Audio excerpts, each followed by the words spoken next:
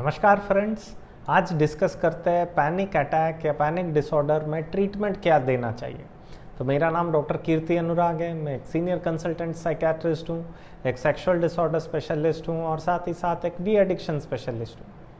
तो समझते हैं कि पैनिक अटैक का ट्रीटमेंट कैसे होता है। तो पैनिक अटैक के ट्रीटमेंट में दो प्रकार का स्टेज रहता है।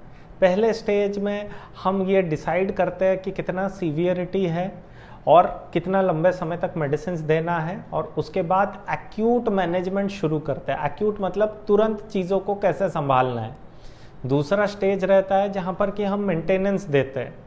तो ये कैसे वाला चीज़ है, एक्यूट में ये किया जाता है जो सिम्टम्स है या जो लक्षण है उनको पहले घटाना रहता है, जिससे कि उनका एंजाइटी या फिर उनका पैनिक या फिर उनकी दिल की धड़कनें जो तेज़ हो जा रही है, शरीर में कपकपी, थरथराहट, बहुत ज़्यादा सर में चक्कर आना, शरीर में झंझनाहट होना, पेट में दर्द होना, पसीना निकलना, हार्ट चोक हो जाना या सीने में दर्द, ये सारी चीज़ें नॉर्मलाइज हो जाती है और ये भी तुरंत कर देते हैं।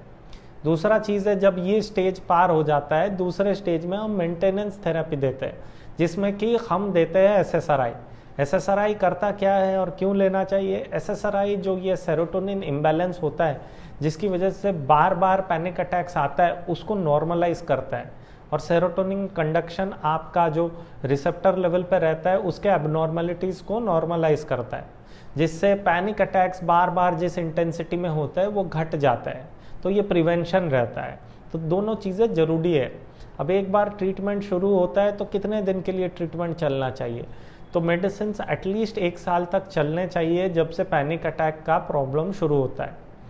दूसरा चीज़ है, इसको छोड़ के काउंसलिंग बड़ा ज़रूरी रहता है।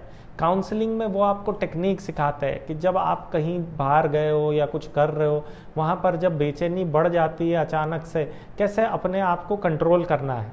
तो वो ज़रूरी है।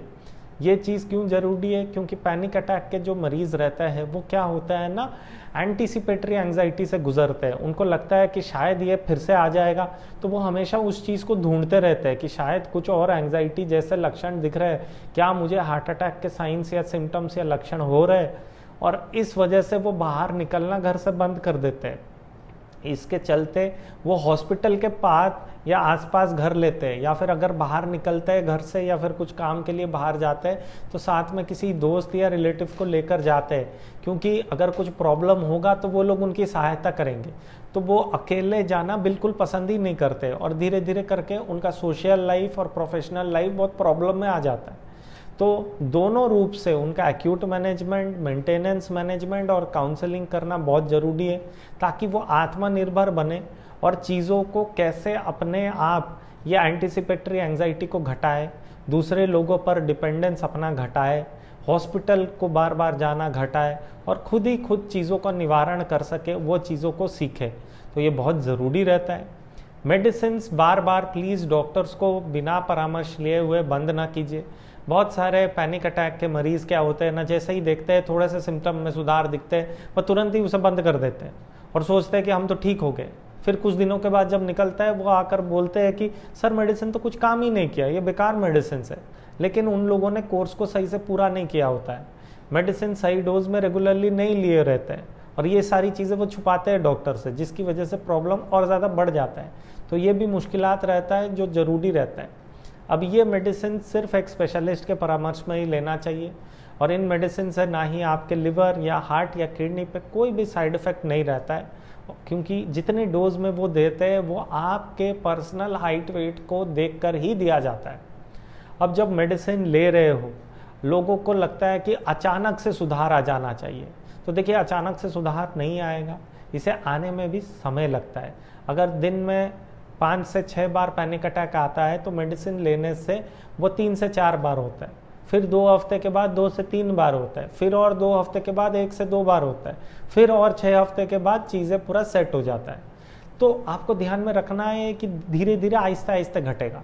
तो लोग बोलते हैं कि सर मेडिसिन लिया, अभी भी पैनिक अटैक आ रहा है, क्यों आ रहा है सर, मेडिसिन काम नहीं कर रहा है। तो सीन ये होता है कि पैनिक अटैक जित इंटेंसिटी में आता था, जितने मात्रा में आता था, वो घटा है, लेकिन पूर्ण रूप में जाने के लिए समय देना पड़ेगा। आपका शरीर है वो चीज़ें धीरे धीरे करेगा। तो पैनिक अटैक के मरीजों को हमेशा ध्यान में रखना है कि खुद पे भरोसा जरूरी है, रेगुलरली कंसल्टेशन लेना चाहिए साइकेट्रिस्ट से। जो काउंसलिंग या थेरेपिस्ट टेक्निक सिखाते हैं उनको अभ्यास या प्रैक्टिस करना है, और धीरे धीरे करके 1 साल तक मेडिसिन लेना बहुत ही ज़रूरी है। अगर आपको ऐसा कंटेंट अच्छा लगता है तो प्लीज़ लाइक और सब्सक्राइब कर दीजिए।